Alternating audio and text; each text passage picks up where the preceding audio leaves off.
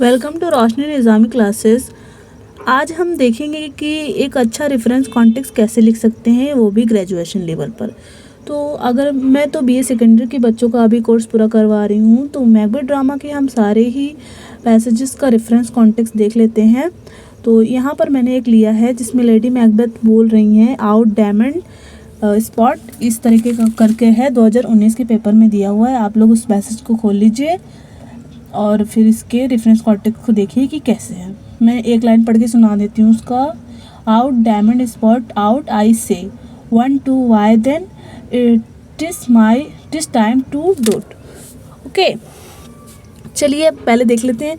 हमें कम से कम 4 या 5 पॉइंट में रेफरेंस कॉन्टेक्स्ट को लिखना है और सबसे पहले रेफरेंस लिखना है। तो देखिए रेफरेंस आप इस तरीके से लिख सकते हैं। This passage have been taken from the Macbeth drama in act 5 scene 1। ये थोड़ी सी मेरी नोट्स है पुरानी, तो माइंड मत करिएगा इसमें। जैसे मैंने पढ़ा था उस समय तो जल्दी जल्दी लिख लिया था, तो राइटिंग ज़्यादा अच्छी नहीं है।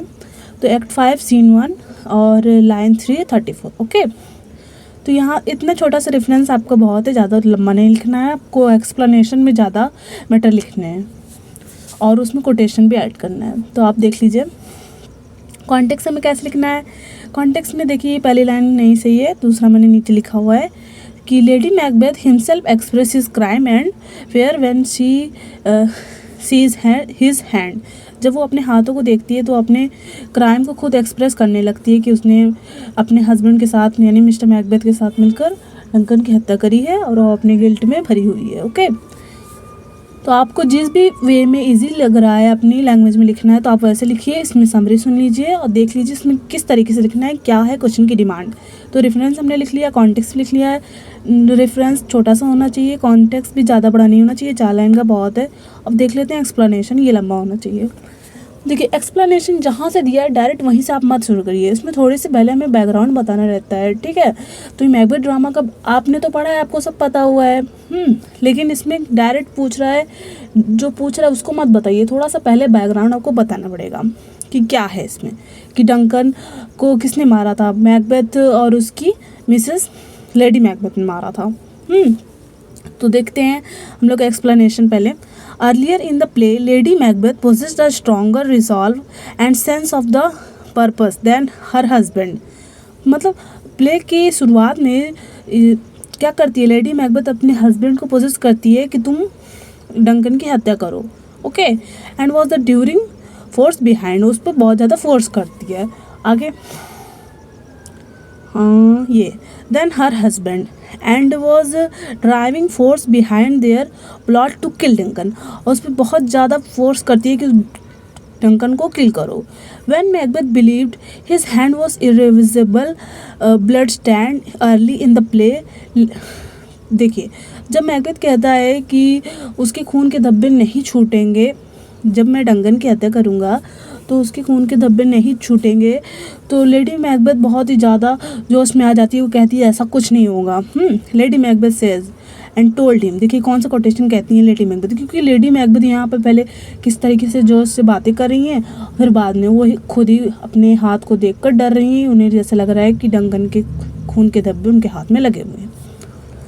तो वो कहती हैं a little water clears us of this deed, यानी थोड़ा सा पानी हमारे इस कार्य को साफ कर सकता है, यानी कि जो हमारे हाथ खून से रंगे हुए हैं उसे साफ कर सकता है। Now however see to see blood see completely understand by the guilt. और अभी क्या कर रही हैं, थोड़ा सा भी ब्लड, जैसे लग रहा है कि उनके हाथों में ब्लड लगा हुआ है और वो क्या कर रही हैं, गिल्ट से भर जा रही है देख जब भी वो अपने हाथ को देख रही हैं। And the sense into the madness, और मैडनेस यानी पागलपन वाली हरकत करने लग रही हैं। एंड शी से दिस, वो इन सब बातों को कहने लग रही हैं। मतलब क्या, ये जो कोटेशन है आउट डायमंड आउट, ये वाले कोटेशन को वो कहने लग रही है। शी से दिस वुल पैसेज, इस तरीके से करके आपको लिखना है। देखिए अब पढ़ने वाले को समझ में आ रहा है कि क्या पहले वो फोर्स कर रही थी, कह रही थी थोड़े से पानी से हमारा हाथ साफ हो जाएगा, और अभी वो खुद डर रही है ना। तो इस तरीके से आप लिखिए कि बैकग्राउंड भी समझ में आने लगे। शी हैड अफ्रेड ब्लड, और वो डरने लग रही हैं। She thought that blood on her hand and can't wash in the blood, और वो सोच रही है कि उसके हाथों में जो ब्लड लगा हुआ है वो कभी भी साफ़ नहीं हो सकता। सिंबल ऑफ द गिल्ट, ये क्या है? Symbol of the guilt. ये आपको ब्लैक पेन से लिखना है।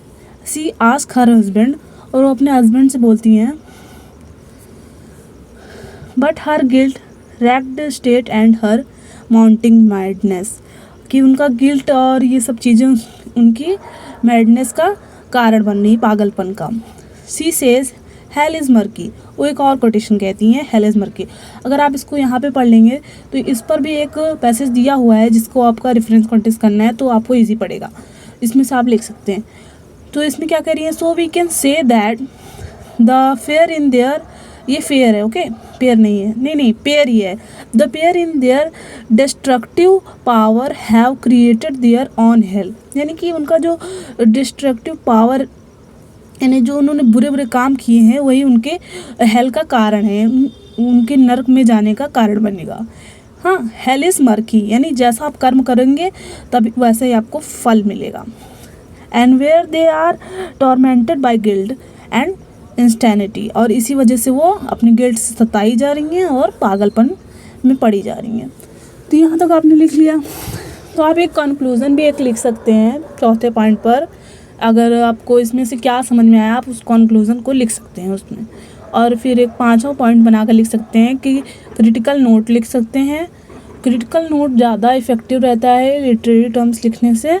और इसमें लिख सकते हैं, इसमें क्या यूज़ हुआ है? इसमें सॉलिलोक्वी यूज़ हुआ है। Use soliloquy in this passage. Lady Macbeth call himself being alone on the stage, क्योंकि लेडी मैकबेथ यहाँ पर अपने आप से खुद बात कर रही हैं स्टेज पर अकेले। इस चीज़ को अगर आप लिख देंगे तो आपको काफ़ी ज़्यादा अच्छे मार्क्स मिलेंगे। और अगर आपको किसी भी और पैसेज का रेफरेंस कॉन्टेक्स्ट चाहिए तो प्लीज़ कमेंट करिएगा। सारे ही रेफरेंस कॉन्टेक्स्ट मौजूद हैं, आपको मिल जाएंगे। वीडियो अच्छा लगा please and like and subscribe करिएगा और वीडियो को बहुत ज़्यादा शेयर करिएगा। Thank you.